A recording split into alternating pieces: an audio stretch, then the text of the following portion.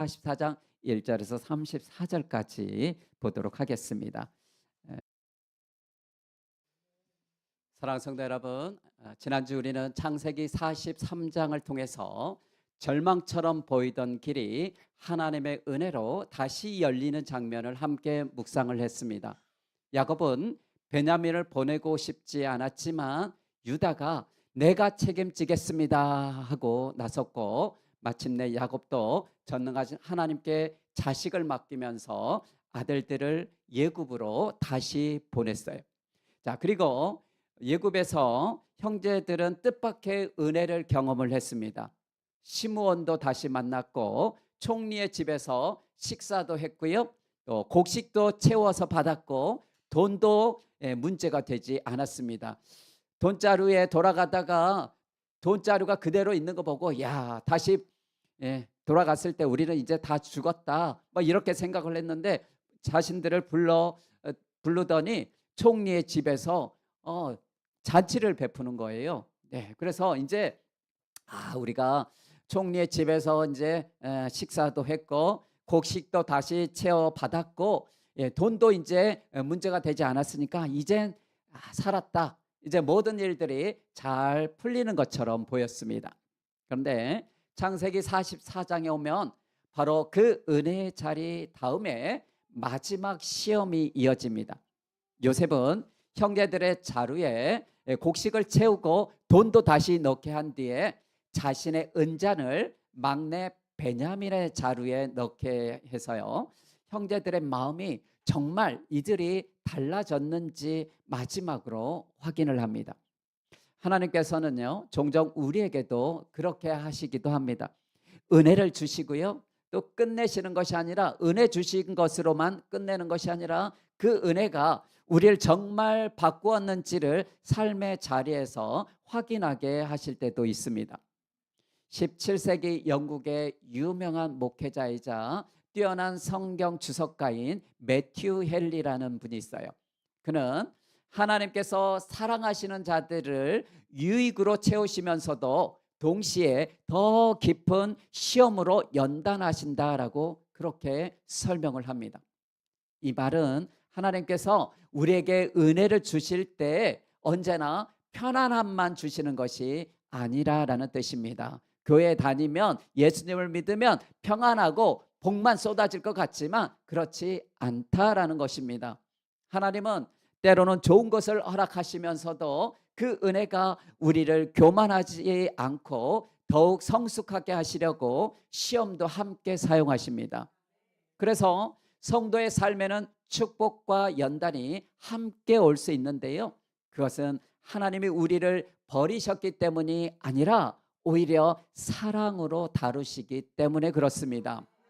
마치요, 부모가 자녀를 사랑하기 때문에 먹을 것만 주는 것이 아니라 자녀들이 바르게 자라도록 또한 훈육도 시키는 것과 같습니다.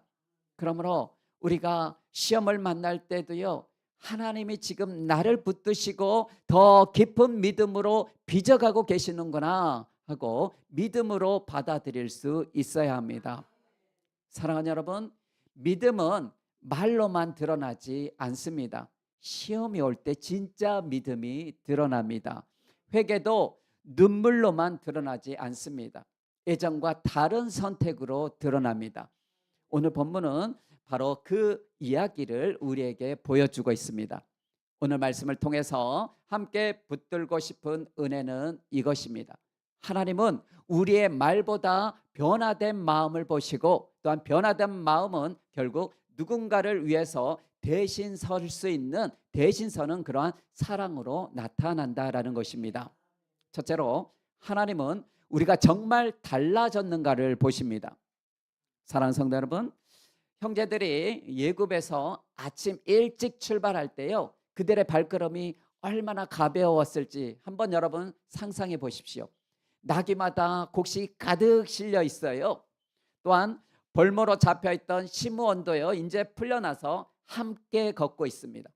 무엇보다도 아버지의 생명과도 같은 막내 베냐민이 무사합니다. 베냐민만큼은 데려가면 안 된다라고 그렇게 붙잡았는데, 그래 죽으면 죽으리라, 내 자식이 죽으면 뭐 하나님이 한테 온전히 맡겼죠. 야곱도 온전히 맡겼습니다. 그러면서 보냈는데 행여라도 베냐민에게 무슨 일이 있다면 아버지가 어떻게 되겠습니까? 그래요. 네, 이제 베냐민도 무사합니다. 속으로 아이고 이제 살았다 할렐루야 뭐 이렇게 안도의 한숨을 쉬었을 것입니다. 이제 고향으로 돌아가서 그렇게 기다리시던 아버지 야곱에게 이제 베냐민하고 뭐 시몬도 데려왔잖아요. 그리고 자루마다 곡식 가득히 이렇게 채워서 왔으니까 아버지에게 야곱에게 칭찬받을 일만 남았습니다. 그런데요, 얼마 가지 못해서 뒤에서요 막 흙먼지가 뿌옇게 막 일어나요. 다다다다다다다 막 말 타고 왔는지 막 그 애굽 총리의 청지기가 무서운 기세로 막 그들을 쫓아온 거예요. 그리고 다짜고짜 막 호통을 칩니다. 너희가 어찌하여 손을 악으로 갚느냐? 우리 주인의 은자를 왜 훔쳐갔느냐? 막 호통을 칩니다. 이때 형제들은요 너무나 억울했습니다. 그래서 자신만만하게요 그들은 큰 소리를 칩니다. 뭐라고 큰 소리 쳐요? 우리 본문 9절을 보면 그들이 이렇게 장담을 합니다. 9절 볼까요? 같이 읽습니다. 당신의 종들 중 누구에게서 발견되든지 그는 죽을 것이요 우리는 내 주의 종들이 되리이다. 무슨 말이에요? 절대 아닙니다. 만약 우리 중에 훔친 자가 있다면 그놈은 죽여도 좋습니다. 그리고 남은 우리는 몽땅 다 종이 되겠습니다. 노예가 되겠습니다. 얼마나 떳떳했으면요 자기들 목숨을 걸고 이렇게 맹세를 했겠습니까? 수색이 시작됩니다. 이제 가방들을 이제 찾기 시작해요. 제일 맏아들 루벤부터 시작했어요. 짐을 하나하나 풀어 헤칩니다. 시므온, 레위, 유다 없어요. 은잔이 없어요. 은잔 나오지 않아요. 그러니까 거 보십시오. 없지 않습니까? 하면서요 점점 그냥 어깨가 힘이 들어갔을 것입니다. 그런데 맨 마지막 막내 베냐민의 자루를 툭 쏟았는데요 거기서 번쩍이는 은잔이요 땡그랑 하고 굴러 떨어진 것입니다. 그 순간 형제들의 얼굴이 어떻게 변했을까요? 어떻게? 당신의 종들 중 누구에게서 발견되든지 그는 죽을 것이요 베냐민은 이제 죽었다. 그리고 우리들은 다 종들이 되리라 그랬잖아요. 그래요. 얼굴이 사색이 됐을 겁니다. 하늘이 노래졌을 거예요. 방금 전까지 나온 사람은 죽고 우리는 노예가 되겠다라고 큰 소리를 쳤는데 하필이면 아버지가 목숨처럼 아끼는 베냐민의 자루에서 잔이 나왔으니요 이제 꼼짝없이 다 죽게 생겼어요. 바로 이 절체절명의 순간 형제들이 어떻게 행동했는지가 오늘 말씀의 핵심입니다. 창세기 44장 13절은 이렇게 기록을 합니다. 13절 함께 읽어볼까요? 시작. 그들이 옷을 찢고 각기 짐을 나게 싣고 성으로 돌아가니라.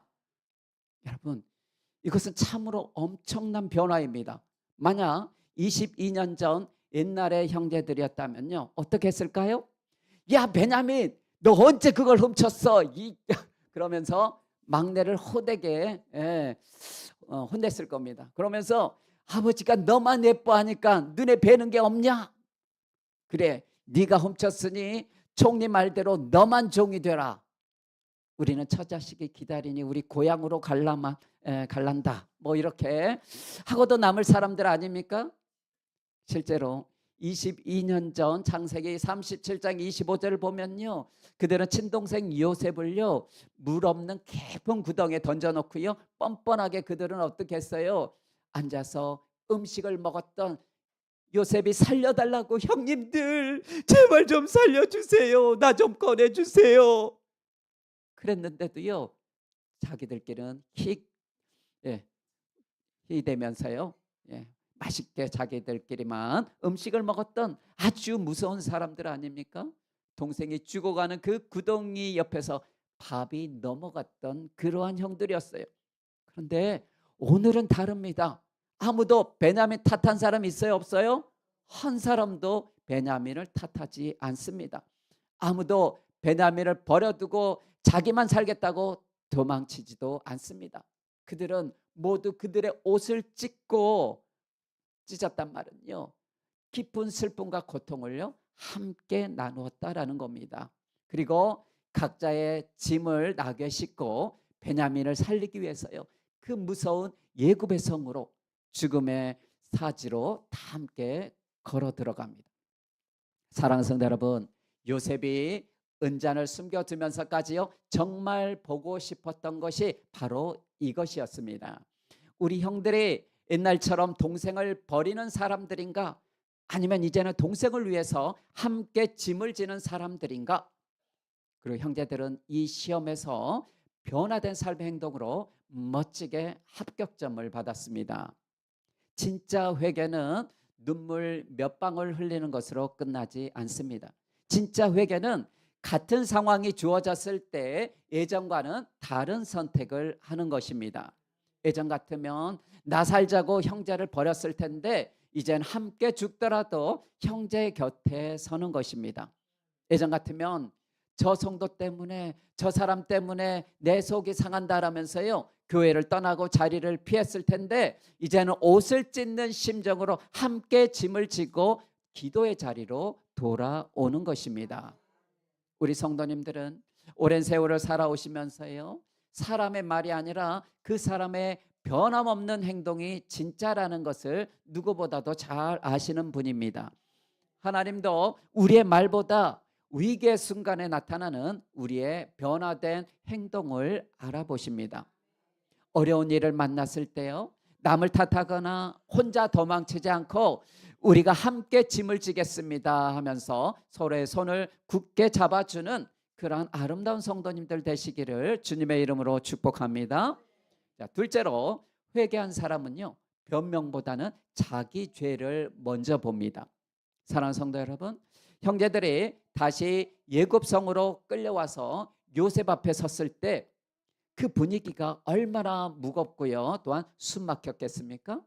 성경은 창세기 44장 14절에서 유다와 그의 형제들이 다시 돌아와서 요셉 앞에 엎드렸다라고 말을 합니다. 조금 전까지는 떳떳하다라고 생각했는데요 이제는 모두 얼굴을 들 수 없는 자리에 서게 된 것입니다. 그때 유다가 입을 엽니다. 우리 뭐라고 유다가 입을 열었는지 우리 16절 말씀을 우리 함께 읽어볼까요? 16절입니다. 16절을 읽겠습니다. 시작. 유다가 말하되 우리가 내 주께 무슨 말을 하오리까? 무슨 설명을 하오리까? 우리가 어떻게 우리의 정직함을 나타내리까? 하나님이 종들의 죄악을 찾아내셨으니 우리와 이 잔이 발견된 자가 다 내 주의 노예가 되겠나이다. 아멘. 이 고백이요 참으로 중요합니다. 유다는 지금 우리는 너무 억울합니다. 우리는 이 은잔을 훔치지 않았습니다. 누구도 훔치지 않았어요. 누가 베냐민의 배낭에 이것을 넣었나 봅니다. 우리는 그런 일을 하지 않았습니다. 이렇게 변명하지 않습니다. 설명해 보겠습니다라고요 변명부터 하지 않습니다. 무슨 설명을 하오리까? 내 주께 무슨 말을 하오리까? 무슨 설명을 하오리까? 우리가 어떻게 우리의 정직함을 나타내리까? 하나님이 종들의 죄악을 찾아내셨다라고 이렇게 말씀을 합니다. 그래요. 도리어 그는 하나님의 손을 봅니다. 하나님의 우리의 죄악을 찾아내셨습니다. 바로 이것이 회개의 언어입니다. 여러분, 사실 형제들은요 이번 일만 놓고 보면요 은잔을 훔친 것이 아니죠. 훔친 것이 아닙니다. 억울한 면이 있어요. 따지고 들자면 이건 누명이 아닙니까? 라고 이렇게 말할 수도 있을 것입니다. 그런데 유다는 눈앞의 억울함보다 더 깊은 자기의 죄를 보게 됩니다. 지금 자기들 앞에 벌어진 일이 단순히 우연한 사건이 아니라 하나님 앞에서 오래된 죄를 돌아보게 하는 그러한 시간이라고 깨달은 것입니다. 아마 그 순간 유다의 마음속에는요 20년 전에 그날이 떠올랐을 것입니다. 어린 요셉이 형들에게 살려달라고 예언했던 그 목소리, 구덩이에 던져졌던 그 눈빛, 그리고 결국 이스마엘 상인들에게 팔려가던 그 처참한 장면이요 다시 살아났을 것입니다. 세월은 많이 흘렀지만 죄는 저절로 사라지지가 않습니다. 덮어두었다라고 해서 끝난 것이 아니었습니다. 하나님께서 오늘 이 사건을 통해서 그들의 양심을 깨우고 계신 것입니다. 사랑하는 성도 여러분, 회개하지 않는 사람의 특징은요 늘 변명부터 먼저 나옵니다. 제가 일부러 그런 게 아닙니다. 상대방이 먼저 그랬습니다. 상황이 어쩔 수 없었습니다. 그러나 회개한 사람은 다릅니다. 물론 사정도 있고요, 억울함도 있지만 하나님 앞에 서면 먼저 자기의 마음을 봅니다. 주님, 이 일을 통해 내 안에 죄를 보게 하십니다. 이렇게 말할 수 있는 사람이요, 진짜 은혜를 아는 사람일 것입니다. 다윗도 그랬습니다. 시편 51편 3절에서 다윗은요, 무릇 나는 내 죄과를 아오니 내 죄가 항상 내 앞에 있나이다, 이렇게 고백했어요. 남을 먼저 보지 않았습니다. 자기 죄를 먼저 보았습니다. 탕자도 그랬어요. 누가복음 15장 18절에 보면요, 내가 일어나 아버지께 가서 내가 하늘과 아버지께 죄를 지었사오니 라고 이렇게 말을 합니다. 회개의 시작은 언제나 남의 잘못보다 내 죄를 먼저 보는 데서부터 시작이 됩니다. 우리도 그렇습니다. 어떤 사건을 만났을 때 하나님은 단순히요 문제만 해결하라라고 하시는 것이 아니라 그 일을 통해서 우리의 마음을 보실 때가 있어요. 어떤 분은 가족 갈등을 겪으면서요 자기 고집을 보기도 하고요, 어떤 분은 교회 안에 서운한 일을 겪으면서요 자기 자존심을 보기도 합니다. 어떤 분은 억울한 일을 통과하면서요 평소에는 보이지 않는 그런 분노와 상처를 보게 됩니다. 내 안에 이런 분노와 상처가 있었구나, 이런 것들을 억울한 일을 통과하면서요 겪게 됩니다. 그래서 시험은 힘든 시간이죠. 물론 힘든 시간입니다. 그렇지만 시험은 단지 힘든 시간만이 아니라 내 영혼의 실체가 드러나는 그러한 시간이기도 합니다. 그래서 여기서 중요한 것은 죄를 본 사람은요 절망하라라는 것이 아닙니다. 죄를 본 사람은 절망하는 것이 아니라 죄를 보았으면 주님께 가지고 가라라는 것입니다. 죄를 깨닫는 것이 끝이 아니라 바로 은혜의 시작입니다. 우리가 상처를 알아야 치료를 받잖아요. 그렇듯이 죄를 알아야 또한 용서를 구할 수가 있습니다. 하나님은 우리의 죄를 들춰내시고 부끄럽게 하시는 분이 아닙니다. 드러내어 시키시고 오히려 고치시려는 분이십니다. 그래서 유다의 이 고백은요 너무나 귀합니다. 과거에는 동생을 팔아넘기는 일에 앞장섰던 사람이요 이제는 하나님 앞에서 자기 죄를 인정하는 사람으로 서 있습니다. 이것이 바로 변화입니다. 이것이 바로 은혜입니다. 입술이 바뀌고 양심이 살아나고 하나님 앞에서 무너질 줄 아는 사람으로 바뀌는 것입니다. 사랑하는 성도 여러분, 신앙생활을 오래 했다는 것은요 단지 성경을 많이 알게 되는 것만 뜻하지 않습니다. 정말 신앙이 깊어지면요 남의 죄를 크게 보는 사람이 아니라 내 죄를 먼저 보는 사람이 됩니다. 남을 판단하는 말은 줄어들고요, 그리고 주님 저를 불쌍히 여겨 주옵소서 기도가 많아집니다. 그 사람이 진짜로 하나님 앞에 가까이 간 사람입니다. 혹시 오늘 우리 마음속에도 오래된 죄가 남아있지 않습니까? 시간이 지나면 잊었다고 생각했지만 사실은 아직 하나님 앞에 내려놓지 못한 아픔과 허물이 있지 않습니까? 오늘 유다처럼 주님 앞에 이렇게 고백할 수 있기를 바랍니다. 주님, 변명보다 회개가 먼저 나오게 하옵소서. 주님, 남을 탓하기보다 내 영혼을 먼저 보게 하옵소서. 주님, 숨겨둔 죄를 십자가 앞으로 가져가게 하옵소서. 그럴 때 주님은 우리를 정죄만 하지 않으십니다. 회개하는 심령을 외면하지 않으시고 오히려 그 무너진 자리를 다시 세워 주실 것입니다. 그래서요 회개는 부끄러운 일이 아니라 은혜의 문을 여는 그러한 복된 길인 것입니다. 오늘 이 오후에도 그 은혜가 우리 모든 성도님들의 심령 가운데 깊이 임할 수 있기를 주님의 이름으로 축복합니다. 셋째로, 성숙한 믿음은 결국 대신 서는 그러한 사랑으로 나타납니다. 이제 본문에 이제 절정이 나오죠. 요셉은 형제들의 제안을 거절하고요, 오직 은잔이 나온 베냐민만 종으로 남고 나머지는 평안히 돌아가라라고 이렇게 말을 합니다. 바로 이 장면이 시험의 핵심입니다. 만일 형제들이요 예전과 똑같다면 다행이다, 우리는 살았어, 베냐민만 놓고 우리는 다 가래, 잘 됐다, 뭐 이렇게 했을 텐데요. 만일 형제들의 예전과 똑같다면 속으로는 힘들어도요 결국 돌아갈 수 있습니다. 어쩔 수 없지 뭐, 베냐민 하나를 남겨둘 수 있어요. 그러면 20여 년 전 요셉 사건이요 다시 반복되는 것입니다. 그런데 그때 유다가 앞으로 나옵니다. 유다는요 아주 논리적으로 그러나 더 깊게 눈물로 말을 합니다. 아버지가 얼마나 늙으셨는지, 또한 그 마음이 얼마나 약해졌는지, 그 생명이 아버지의 생명과 서로 묶여 있는지, 그래서 이 아이가 베냐민이 돌아가지 않으면 아버지가 죽을 것 같은 그러한 슬픔에 빠질 것이라 라고 호소를 합니다. 그리고 마침내 그는 가장 놀라운 말을 합니다. 본문 우리 33절 말씀을 우리 함께 읽어볼까요? 33절입니다. 시작.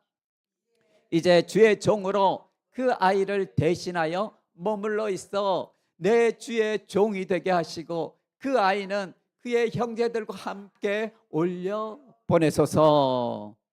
아멘. 바로 이것입니다. 내가 대신 있으리이다. 22년 전에 유다는 어떤 사람이었습니까? 자기 동생을 팔자라고 제안했던 사람이었습니다. 그런데 오늘의 유다는 어떻습니까? 동생 대신에 자기가 종이 되겠다라고 말을 합니다. 이것이 은혜가 만든 변화입니다. 이것이 회개가 낳은 열매입니다. 이것이 하나님이 한 사람을 다루실 때 일어나는 그러한 기적입니다. 사랑하는 성도 여러분, 오늘 본문에서 은잔의 시험은 단순히 형제들을 곤란하게 하려는 사건이 아니었습니다. 그것은 형제들이 과연 예전의 사람들인지 아니면 하나님의 손길에서 정말 달라진 사람들인지를 드러나는 마지막 시험이었습니다. 그리고 그 시험의 끝에서 유다는 베냐민 대신에 자신이 종이 되겠다라고 나섰고요, 바로 그 자리에서 형제들의 놀라운 변화가 분명하게 드러났습니다. 한때는 동생을 팔아버렸던 형들이었습니다. 한때는 아버지의 눈물을 외면했던 사람들이었습니다. 그런데 이제는 다릅니다. 이제는 막내를 버려두고 가지 않았습니다. 이제는 자기 살 길만 찾지 않았습니다. 이제는 누군가를 대신하여 짐을 지려는 사람으로 바뀌었습니다. 이것이 은혜가 만든 변화입니다. 사랑하는 성도 여러분, 우리도 신앙생활을 오래 했다라고 해서요 저절로 변화되는 것은 아닙니다. 진짜 변화는 시험이 올 때 드러납니다. 어려운 일이 생겼을 때요, 손해볼 일이 생겼을 때, 억울한 일이 생겼을 때, 그때 내 입술에서 무엇이 나오고 내 행동이 어디로 향하는지가 내 마음의 현 주소를 보여줍니다. 그래서 오늘은 우리는 이 말씀 앞에서요 우리 자신을 돌아보아야 합니다. 나는 아직도 문제를 만나면 남을 탓하는 사람입니까? 나는 아직도 위기가 오면 슬그머니 뒤로 빠지는 사람입니까? 아니면 이제는 조금씩이라도 누군가를 품고 누군가를 위해 기도하고 누군가의 짐을 함께 지는 사람으로 바뀌어가고 있습니까? 오늘 본문은 우리에게 분명하게 말씀해 줍니다. 하나님은 사람을 바꾸실 수 있습니다. 차갑던 사람도 따뜻하게 바꾸실 수 있고, 무책임한 사람도 책임지는 사람으로 바꾸실 수 있고, 자기밖에 모르는 사람도 사랑 때문에 대신 서는 사람으로 바꾸실 수 있습니다. 그러니 우리는 누구를 향해서도요 쉽게 포기해서는 안 됩니다. 내 자신에 대해서도 쉽게 절망해서도 안 됩니다.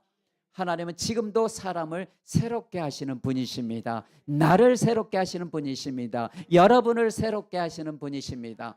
무엇보다도 우리는 이 본문 속에서 누구를 바라보아야 하냐면 예수님을 바라보아야 합니다.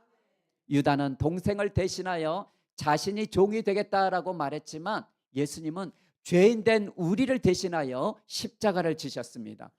유다는 한 가정을 살리기 위해서 대신 서려 했지만 예수님은 온 세상을 살리기 위해서요 대신 죽으셨습니다. 그러므로 창세기 44장의 감동은 결국 우리를 십자가 앞으로 이끌어갑니다.